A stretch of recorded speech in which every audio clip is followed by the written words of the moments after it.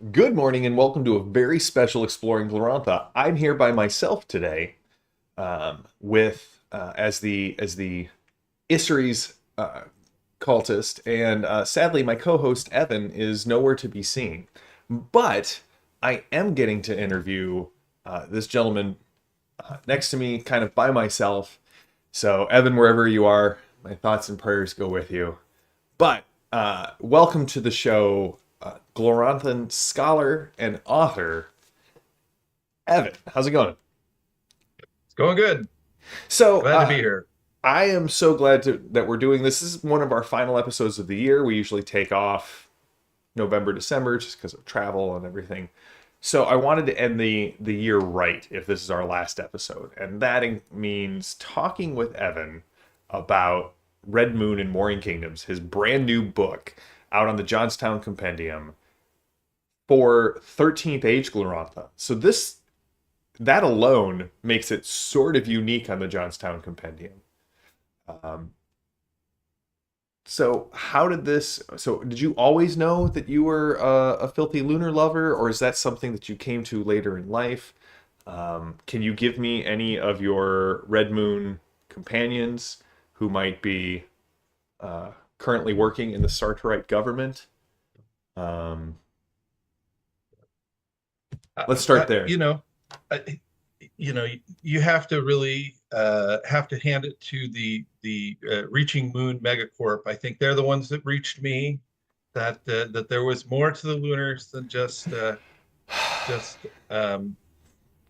being the bad guys. And they're the Tales of the Reaching Moon fanzine in the 90s and all sorts of various things that they did. I never went to any of the conventions or participated in any of the uh,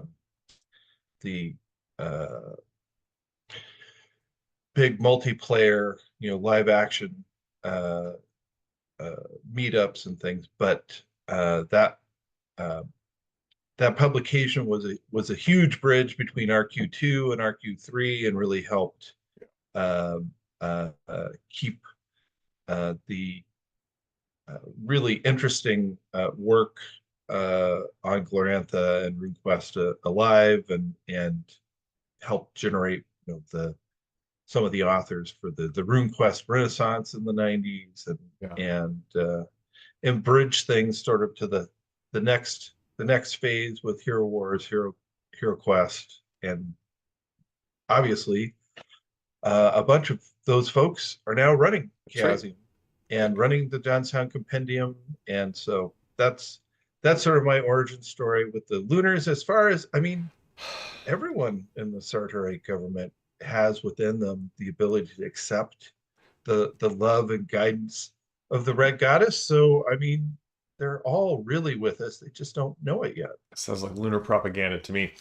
Now, many of you may not know that Evan and I, the way we became friends was because of 13th Age and Glorantha. Uh, I was doing the 13th Age podcast, the iconic podcast for 13th Age. Evan had won one of our contests, and then I had Rob and Jonathan on to talk about this new project they were going to do called 13th Age Glorantha. And Evan and I have played in many games of 13th Age Glorantha over the years. I still remember your trickster uh, pulling up his kilt and saying to some lunars, I have your red moon right here. And it completely distracted them. Those were the good old days when Evan didn't love the lunars as much as he does today. So, what made you want to? So, for those of you who don't know, Red Moons and Warring Kingdoms is well, it started off as a hey, let's play lunars.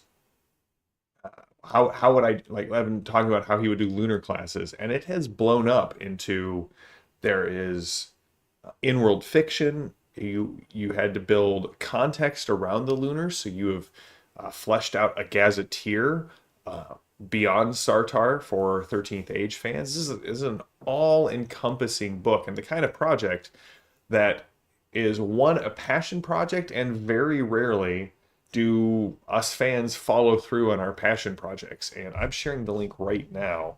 You can get it, and the best part about this is it's free. You can get the PDF for free, and the print on demand is coming. When will that be now? Um, everything takes longer than you think. Yes. So um, I hesitate to put a date on it. We're at the stage of having a corrected PDF, but then the format that gets uploaded for PDF download is a different version than what you need to feed into the print on demand Yes. process. So we're and uh, at least at the stage of the fan work that we have, you know, my brilliant publisher and brilliant layout artist and artist who are a husband and wife team Excuse have me. had to go through and transform the document page by page. I had to do that Um, for Space 1889. That was yeah. not a fun Uh, process. so uh,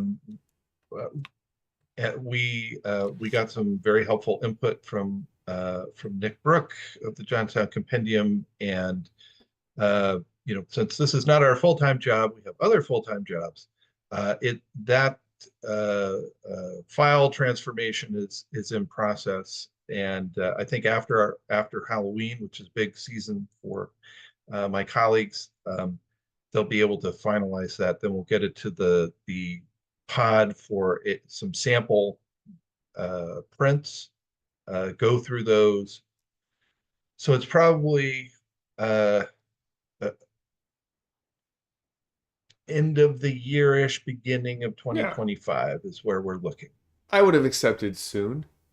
But So I like to explain things as everybody has learned. that's right, because you are the Lanker My scholar of exploring Glorantha. So let's start by talking about the classes, because that's where this kernel came about. Yeah. You and I were talking about things, and you started to pitch ideas for how to do these transformational classes, which is something we saw in 13th Age Glorantha, or reskinning, or rebuilding from the ground up. So what are the classes that we now have available for us in Red Moon and Warring Kingdoms, and how did each of these kind of come about? Yeah. Uh, Great question. So the classes include a lunar healer, um, the brown sage, the lunar magician, lunar witch, the comrade of Yanifal, the penitent of Dan 5 Sarin, um, and yeah, you see. Do, do, do. Thanks, Jason. We do love our Lanker My scholar. I'm trying to think who have I forgotten. There's a uh,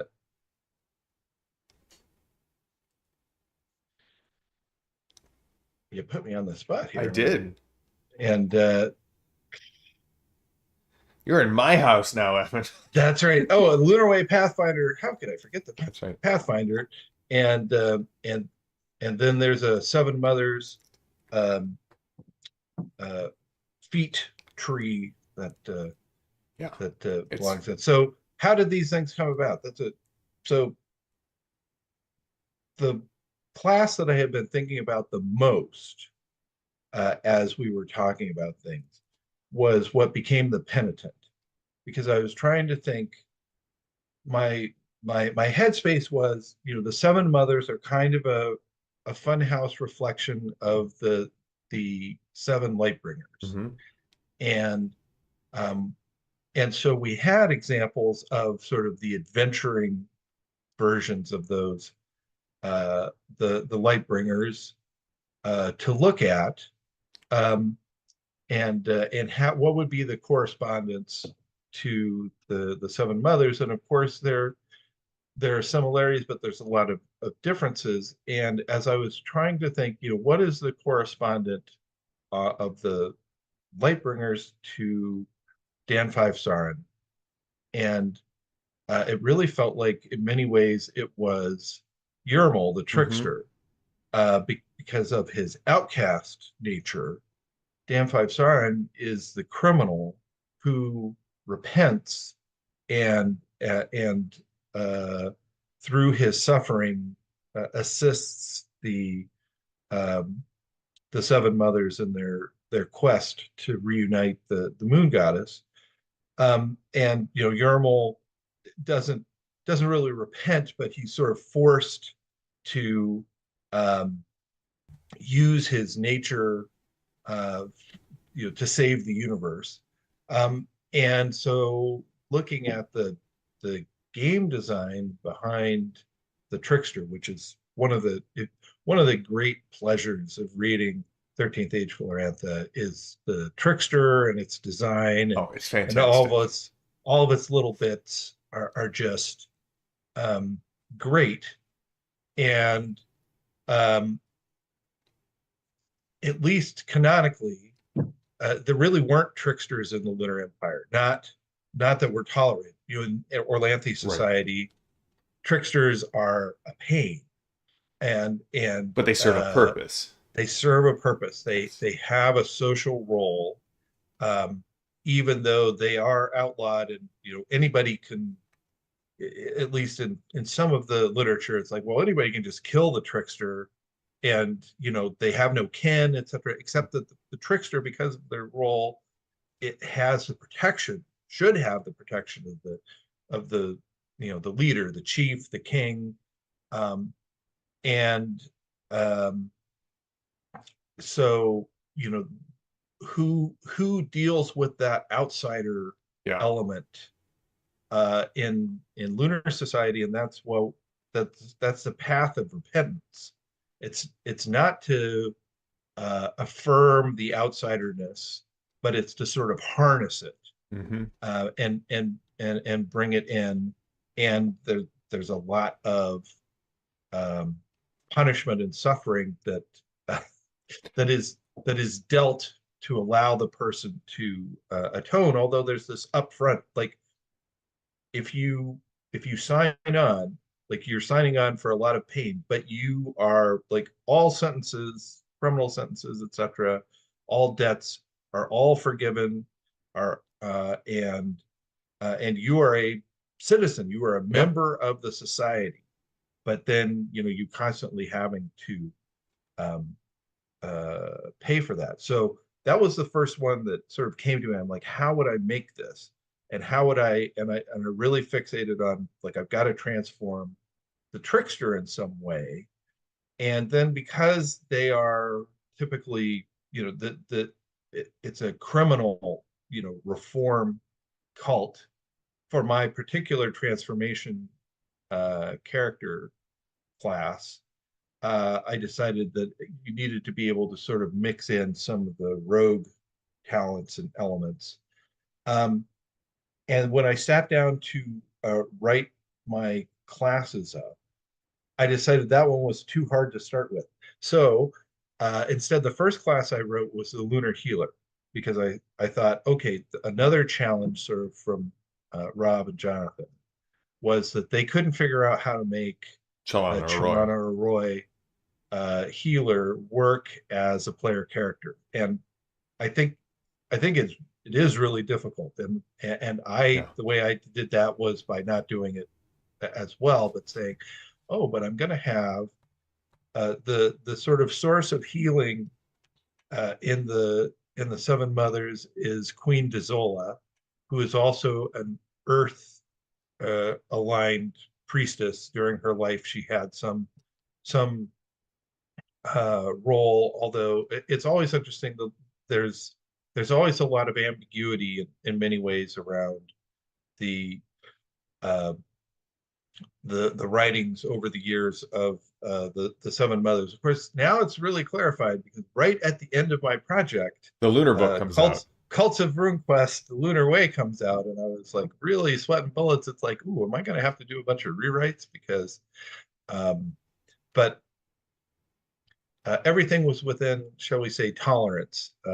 I hadn't really broken anything. So Um, so I thought that's easy. I'm just gonna take a cleric uh, uh, from 13th Age and tweak it around. This will be easy. And then because she has some Earth Priestess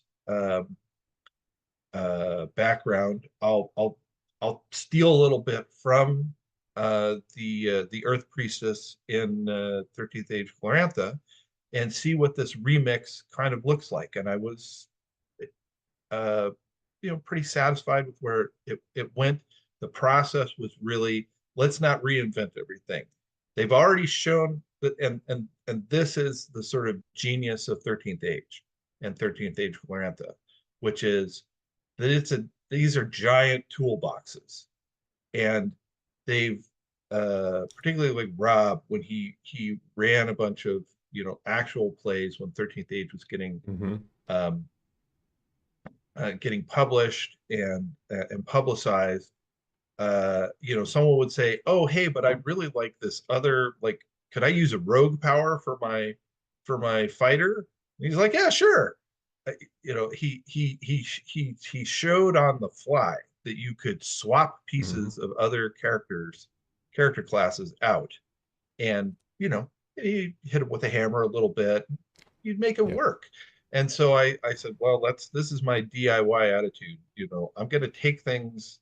90% of what I'm going to do is going to be taking things that people have already invented, and I'm going to tweak them. I'm Hmm. going to remix them and see what comes out. And so that was the approach um, for the Lunar Healer, and that seemed to work pretty good. So we've got a question from the chat. Jason Yeah. says this sounds super interesting. Loves the idea of the trickster transformed. How easy would it be to use that idea of the penitent with RuneQuest Glorantha as kind of the Well, trickster? right, right. Well, I mean, first I think you need to look at the Lunar Way book and see if you're satisfied with what um, the Dan Five Sarin uh, write up gives you. I mean, I think in some ways it's more of an attitude. The the the thing about the way the trickster um, is written for 13th Age Glorantha is that the job of the trickster is to make the other uh, characters perform better Yeah. Look while good. it look good, while the trickster suffers Hmm. humiliations and is I when I played in Jam's game as the trickster, everybody else was playing the Iliad or Beowulf, and I was playing Monty Python and the Holy Yeah, it's Grail. like I the mean, Three that was Stooges. right. Um, and so in some ways it's attitude. I mean, the mechanics are there. It's I think because RuneQuest Glorantha and 13th Age Glorantha are very different interpretations um, of the game to engage the world. Um, what you have to do in a RuneQuest Glorantha setting is that it would be more of the attitude of that um, the uh, the Dan Five Sarin initiate is going to be there, and their attitude is that they are sacrificial, that they are atoning at every moment. They are looking for some way to um, help uh, their fellow Yeah. adventurers achieve their goals, and so through their sacrifice and any suffering that uh, might be available, that they are the first in line for that.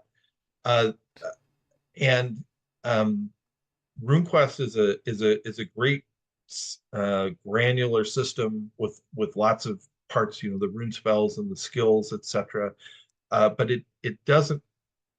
It's going to be through like passions uh, that are going to going to drive that kind of play. Whereas in 13th Age Glorantha, it's the mechanics Yeah. of the special abilities and talents and spells, etc., Now, I do that think you drive can the play.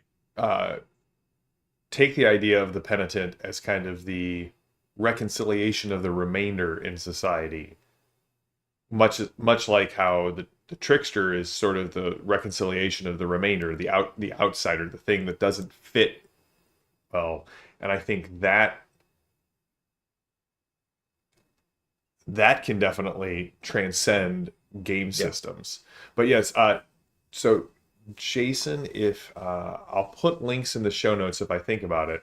I ran a 13th Age Glorantha game. Evan ran a game of Red Moon and Warring Kingdoms. We had Ben, we had Rook in the game. You can see how the penitent and the trickster in those games works out. The trickster might be the best designed class in the history of gaming. I'm not putting I'm not being hyperbolic. The link between the lore around the trickster and the mechanics around the trickster are so perfectly in tune with each other that I basically defy you to find a better implemented class. Yeah. That's peak game design for me. And so I was Fusterclock, seeking. Dance of Blood and Tears, right? Feckless Right. Strike. Anyway, Yep. And so I was trying to, absorb as much of that as possible into the penitent, and I did tackle that second. I thought, okay, well, I've got this sort of basic rejiggering things, and so then I went in on writing the penitent, and um, again trying to use the touchstones of the lore. The one of the sobriquets of Dan Five Sarin is the Night Watchman. Um, and so I divided powers into penitent powers and night watchman powers. And night watchman powers are much more the rogue. Like yeah, I've got a certain set of skills, and in order to achieve, to achieve what needs to be done for the Lunar Way, I'm going to use them on you.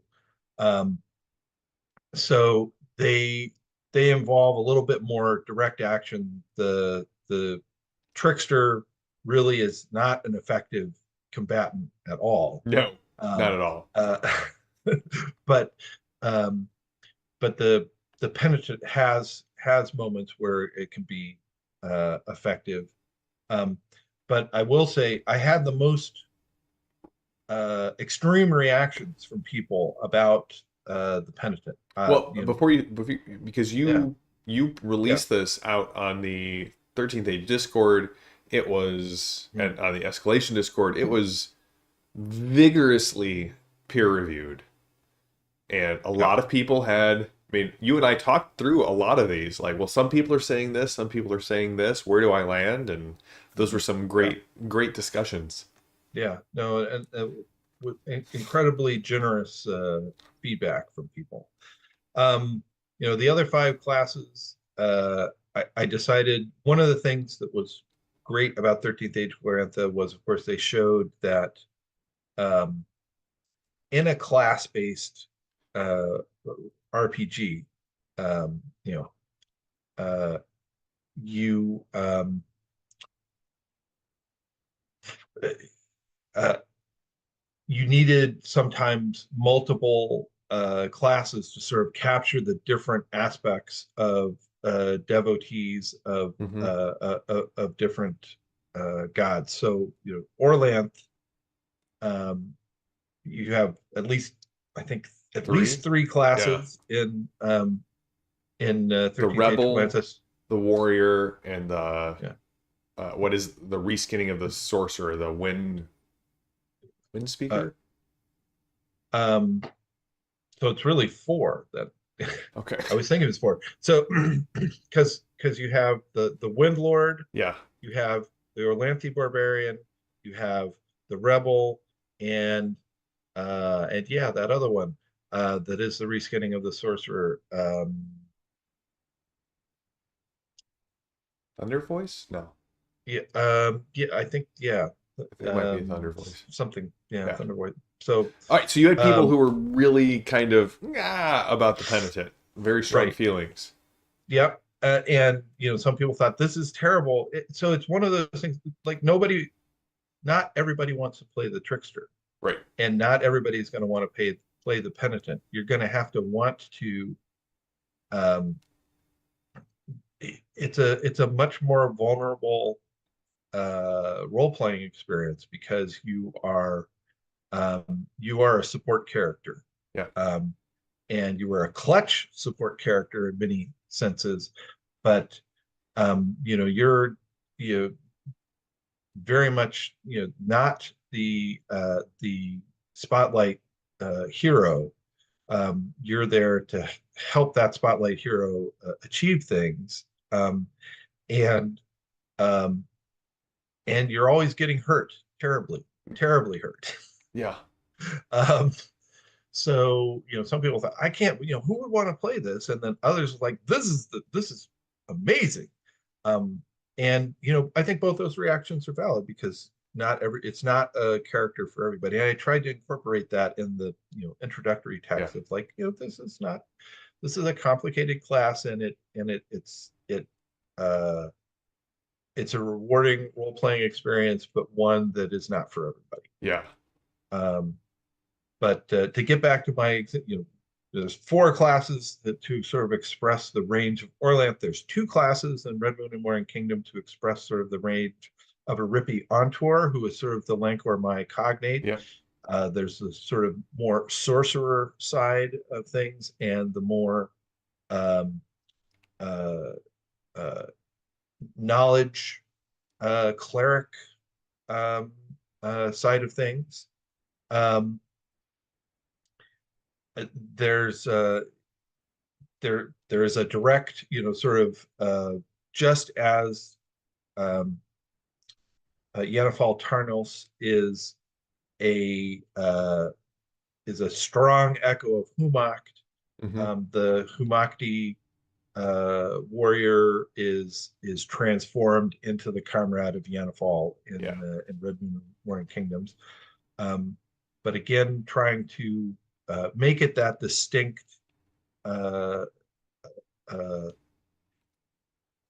it's not just a an off-brand Humacht, but No, it's its own something thing. And I think that it is its own thing. Yeah, one of the things that I love about what you did with the classes is that they don't just feel like I quickly reskin things. You have pondered the best way to implement these filthy lunars. Sorry. yeah, It's right. just, I And still. then and then for Eteries, um, uh, the the ranger for an adventuring Eteries, Hmm. because Eteries, of course, is going to be has lots of different roles, but the Lunar Way Pathfinder Yeah. um, as a sort of scout and missionary, and built that on the framework of the Ranger. And so those were all tremendous learning experiences. Um, and I knew that for their powers and spells, etc., the moon had to really play a role. But that was the next big thing of like, okay, well, I can design things, but really everything has to be keyed to the moon, and how is that going to Hmm. work was a big uh, a, a big challenge, shall Well, we and say. you've got these lunar cards to kind of help easily track the lunar cycle. Do you want to speak real quickly of that before Sure, we jump into sure. our? So I have an outline. yeah, Evan doesn't have an outline because he is the interviewee here. right. So um, one in one box was the problem of what does the moon do and how does that impact things. But the second thing was 13th age is a much more sort of impressionistic, uh, or encourages a much more impressionistic level of play in terms of tracking time, etc. Um, it's you don't have a long rest. At the end of the day, you earn your full heal up through a certain passage of events, right? So, um, so I initially wrote uh, in a very like I'm coming from the RuneQuest world. We have a calendar. We track the days, and we know where the moon's phase is based on where we are in Glorantha and what the calendar date is. And I wrote it up like here's you explain the calendar and everything, and feedback from my publisher, the intrepid and brilliant publisher of Escalation, the fanzine for 13th Age, Tim Baker, was that's not really the way things get work in it for 13th age. Have you got like a different approach? And which was a great observation. Yeah. I had initially thought about it. I thought, well, but this is 13th age Glorantha, and on the Glorantha side of things, we're always asking what year is it, what day of the week is it, etc. But it totally made sense to acknowledge that, hey, you might want to play a very faithful calendar Glorantha game, but you might not. So what do we need to do? Well, there's 7 days in the week. There's 7 phases of the moon. The moon, it does not act like the terrestrial moon. Yeah. The moon is always in the sky, and the phases advance on a day by day basis. So it moves through the full lunar cycle Every week. very, very regularly, on a weekly basis. Yeah. Um, so you could generate that with a dice roll, but the curve, you could roll 2d4 and subtract one, but the frequency on that is not evenly distributed. So I thought, well, hey, we could draw cards, right? You could have ace through 7 and have those handy, and that would be the suggested way of, and you assign a moon phase correspondence to that, and that's a more even distribution. And then our friend Mark from Iconic said, hey, what would be really great is if you had some cards that went along that showed the moon phases. Yeah. And I suggested that um, to our artist, Trisha Baker, and who also laid out the book. And she whipped those Yeah, out she did. incredibly fast. They're beautiful. So it's a separate file that's available also for free. So you can print out and create your own cards. Or you can use, just a deck of cards so that you can, when you come to the point where what's the phase of the moon is an important question. You can determine that, and then there are some other rules about that Yeah. in 13th age Glorantha, um, the what the game master says is a situation is often the opening of a negotiation because you might have something A that rune would be able to gift affect or that. yeah. Right, exactly. So if you have a rune to spend, for example, you might be able to negotiate a different. Actually, we're arriving just as the phase changed. It's not the it's not this more disadvantaged Hmm. moon phase. It's actually we can ameliorate it a little bit. Um, so that's taken care of. Um, Well, but let me pause you here real uh, quick because sure. one, just want to address the ogre in the chat. John Doom, you did nothing wrong last night. Like, that was a great session. We all almost died in our Savage Worlds Pathfinder game, and one of our players, I think one or two, it might have been two. I don't know if Splug made his rolls. You did nothing wrong. It was a great. You adjudicated that well. I had a ton of fun.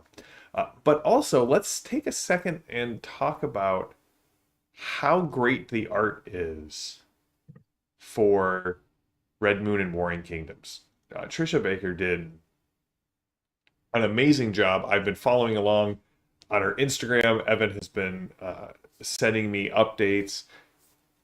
When you were originally plotting this out, the idea was a much smaller supplement and only a couple of pieces of art. And then once Trisha got into the Gloranthan mindset, the art for this project just exploded.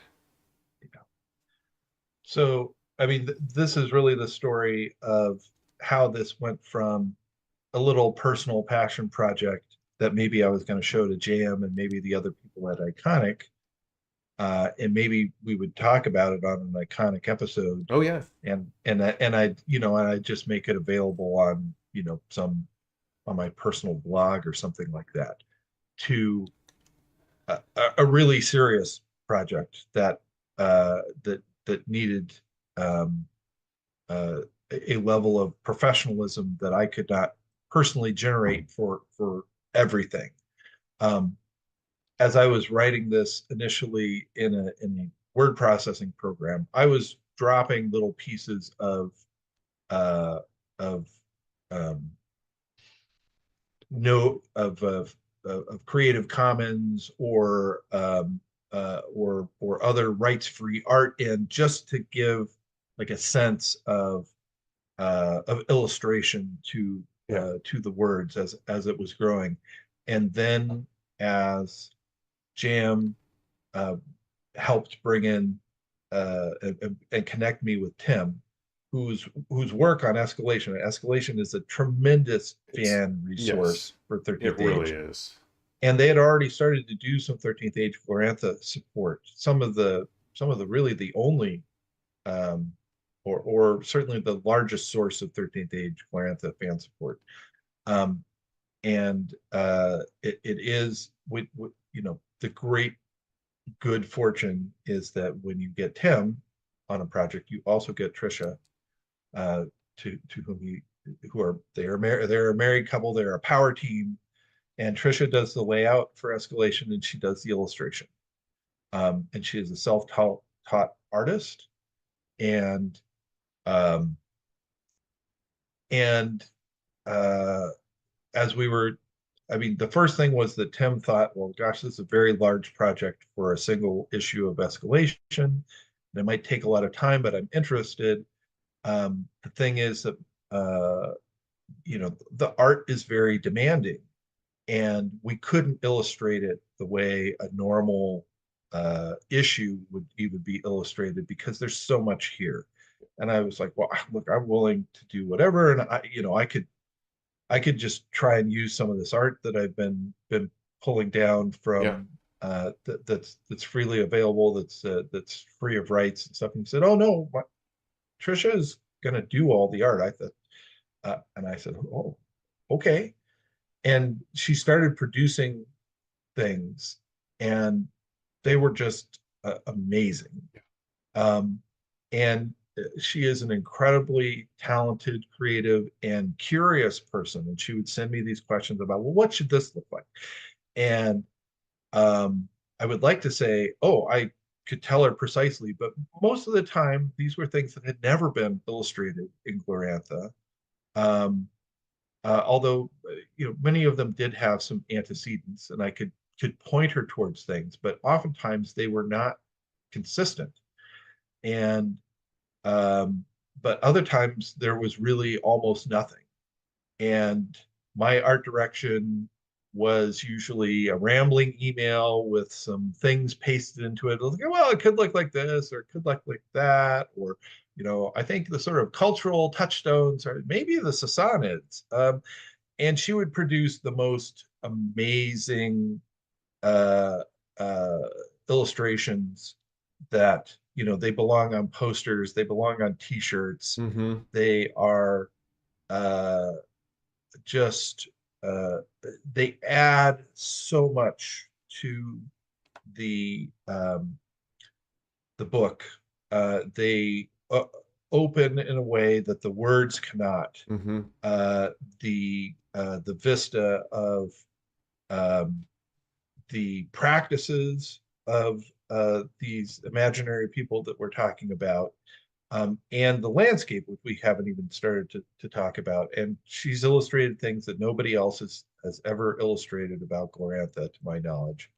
Um, and the value of her work was, before we got our book out, illustrations that had initially been made for it um, were commissioned to go in other books. People came, and of course, she was very nice. She's like, "Oh, well, is this okay?" And I'm like, "You can do anything you want to with your art. Your art is amazing, and it Yeah. belongs in as many places as A possible. You should hundred be percent. recognized for Yeah. it."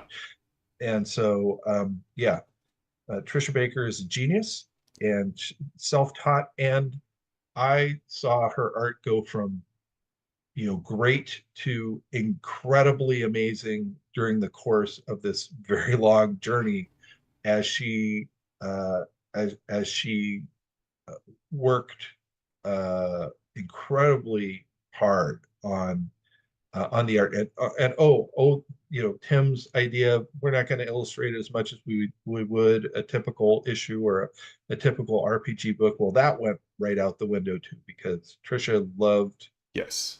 doing this so much that she just produced a tremendous amount of art for it, and it is, I would say, it could compete with any RPG project on the level of art and layout, um, very favorably Awesome. because of her incredible work.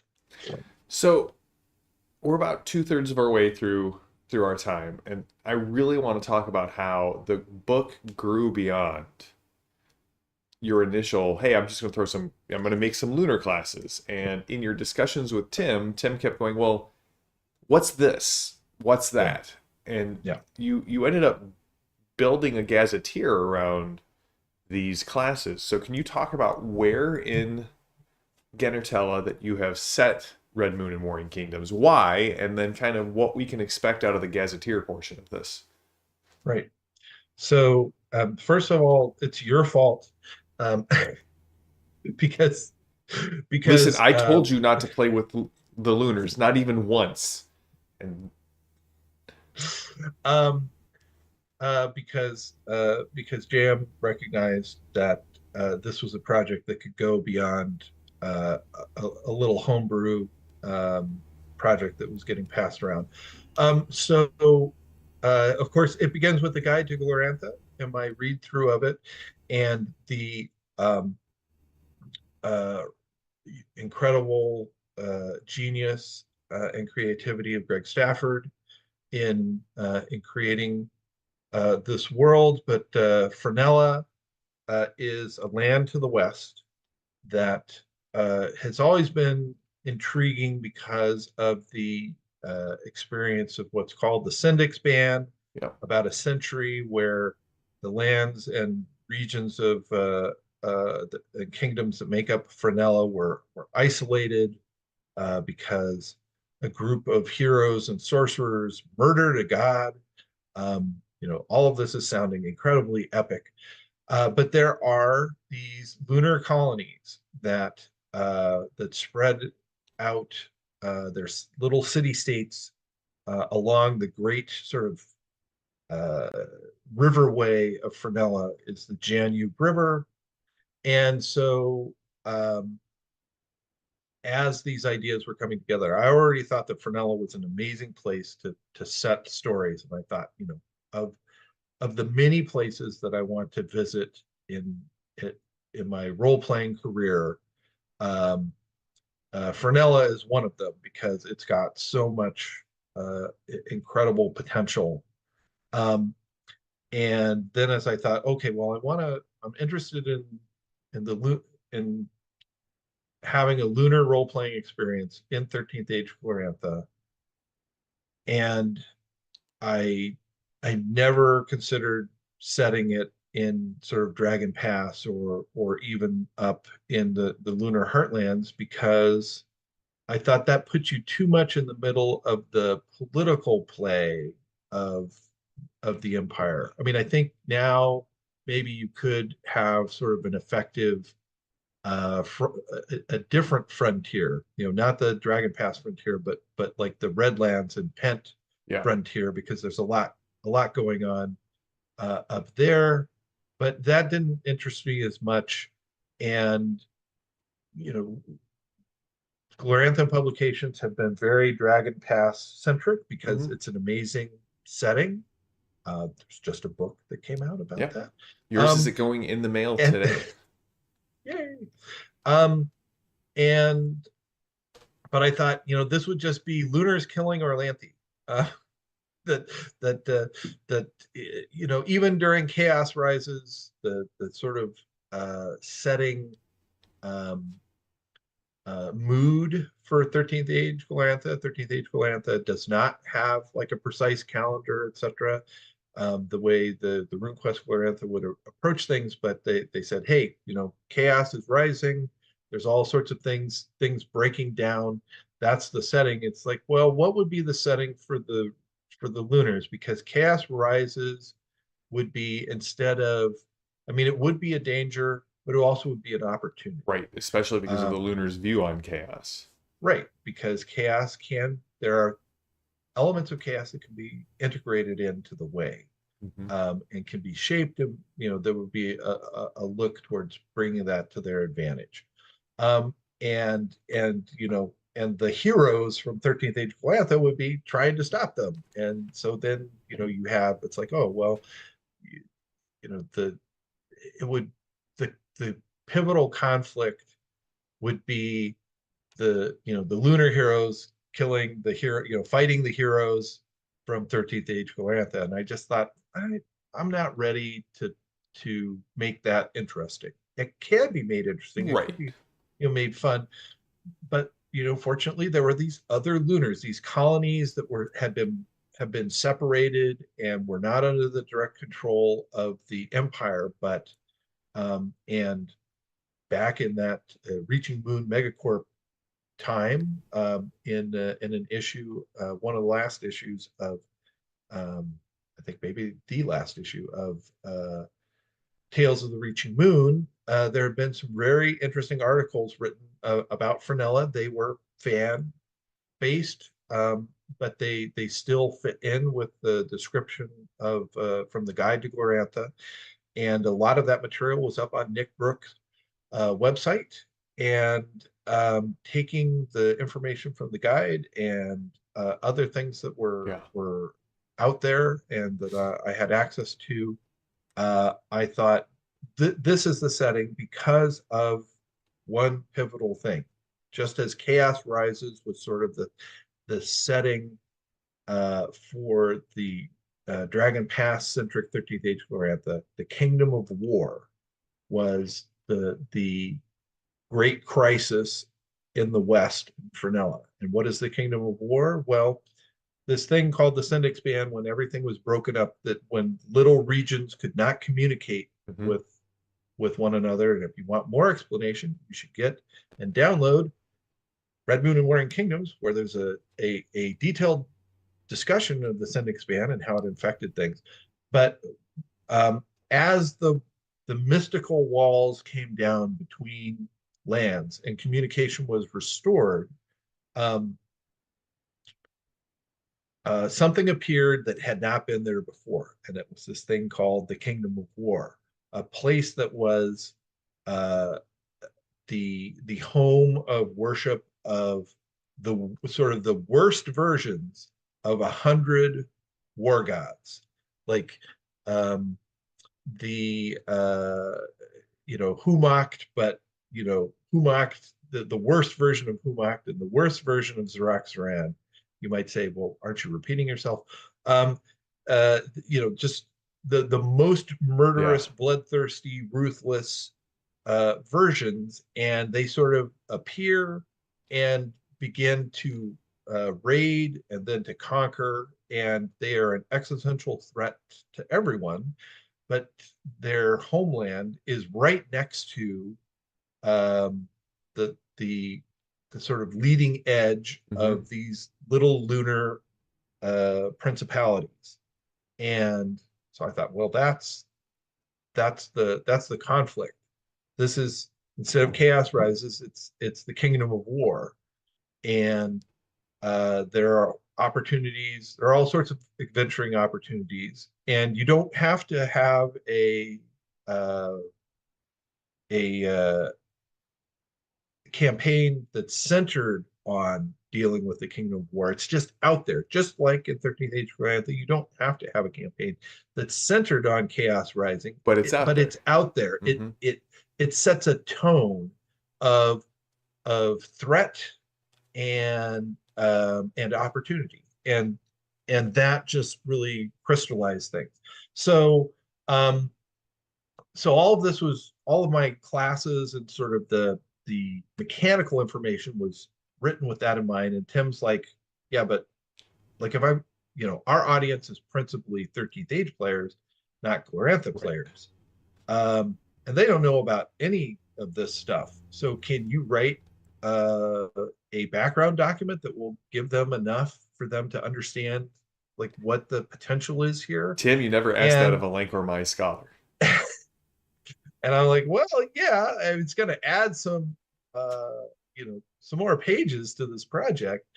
Um, and, I did a first draft and it was kind of terrible. And it's hard because you're trying to write your own original Gazetteer from the Guide to Glorantha Hmm. Gazetteer. And it's like, you, obviously, I was writing in this space. You want to honor the source material, but you don't want to just, copy and paste it. Um, and there's a very fine line to to using the materials, and there's lots of permissions through the Johnstown Compendium, and they're really helpful in guiding you along. But ultimately, like this was so big and there was so much information, like I had to get a bunch of special dispensations to make it work. Um, and so I finally found, I think, the right narrative voice to sort of describe the lands of Frenella and the many factions, and to try and come up with adventure hooks. The one the shortcoming that I would definitely self criticize on is that there is not a starter adventure or a series of or a little mini campaign in this. But folks, it's it's huge already. So Yet. yet yet um but um but I think I put a lot of adventure hooks and a lot of Yeah, it's ideas, and fantastic, also Evan. mechanical ideas of like, well, how can you bring in just a regular 13th age or 13th age Glorantha character class to adventure in Frenella, either with or without the Lunars. Yeah. um so Without. the That's Gazetteer the Gazetteer grew out of Tim's very practical approach to, we have to make this accessible. mhm. And then later on, I added um, Great my narrative. own self. Well, yes, but this, it's your own self punishment. It's like you're almost done. Yeah. It's like I'm just about done with all the writing, and I've been getting a bunch of feedback from editors, and it's great.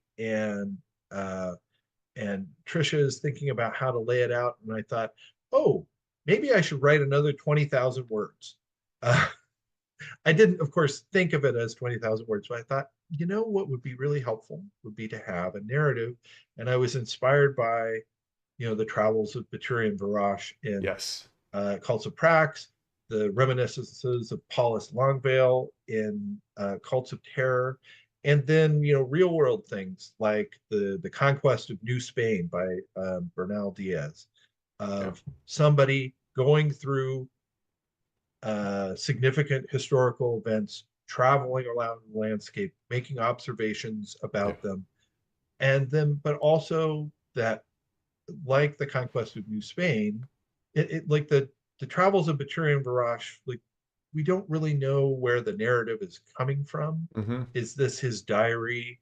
Are we just spirits, following Baturian Varash, and we're seeing into his mind, talking about it? Yeah. Paulus Longvale, the reminiscences, it's we get like a textual or a metatextual discussion of like, well, he originally wrote a very cynical version of his uh, his memoirs, and then he cast that aside, and then he rewrote it Hmm. in a more open version. So we know that the author is supposed to have thought about this, and that this is his own reflections.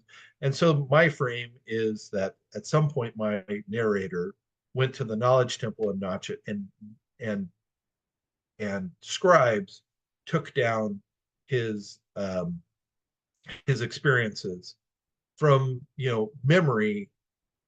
That did he have notes? I don't tell you.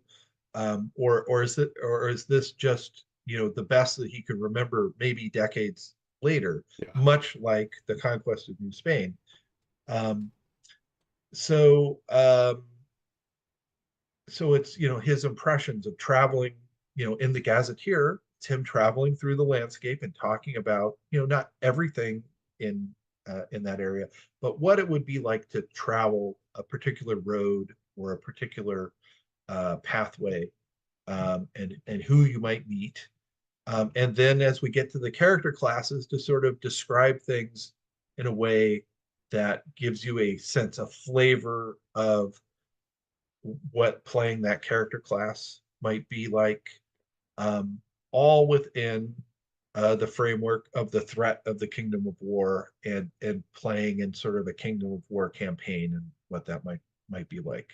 And I was not sure whether or not I could pull it off, um, but I did write something that I feel had a beginning and Yeah. an end, and people have been very generous uh, in their description of it. So I feel like I achieved a measure of success there.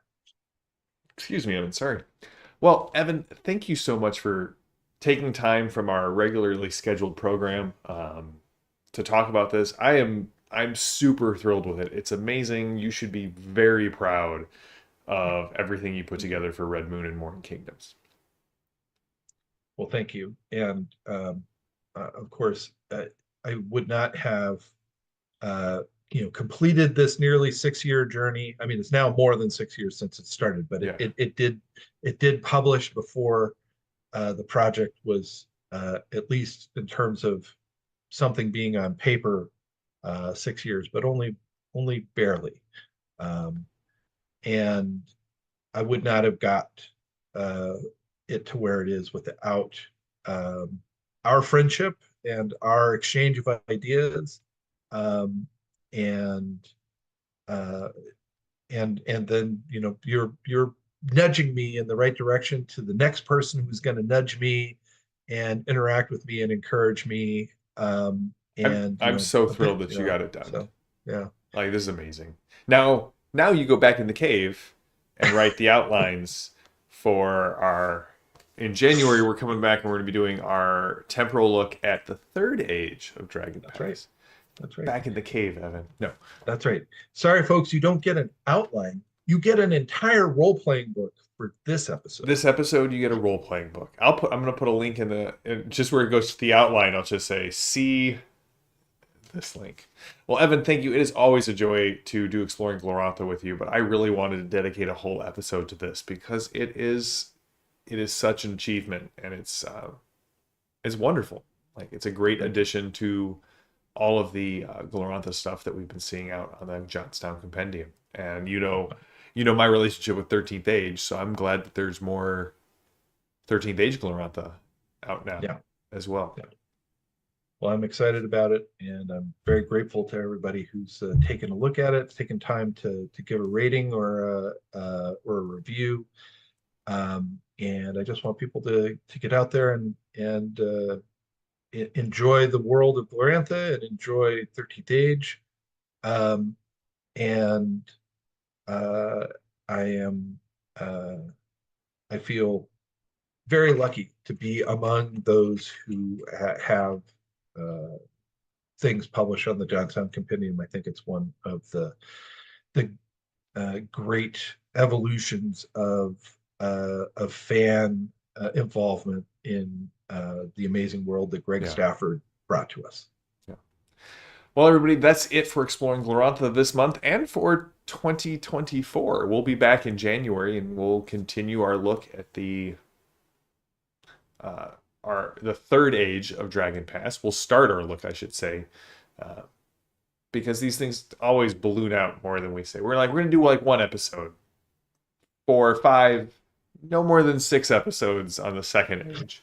I think I even said, well, this is the last episode multiple times, but then realized, no, we're not getting through all of this. So thanks to everybody who supports us, who jumps in the chat. David, Jason, John, Tink, always good to see all of you. Thanks to all of our supporters over at the Iconic Patreon. If you want to support us, we've got 2 ways to do that. You can go over to patreon.com/iconic podcast or iconic production, and you can join our patronage there. Or you can now become a member on our YouTube channel and get a lot of the same benefits that you do on Patreon, and that helps support the channel. It keeps the lights on in the studio, keeps the video programs that Evan and I use, up and running. So, all right, everybody, thank you so much. Until next time, stay safe, stay healthy, stay gaming. In honor of Evan's book, we are all us. Are all us. Have a good one.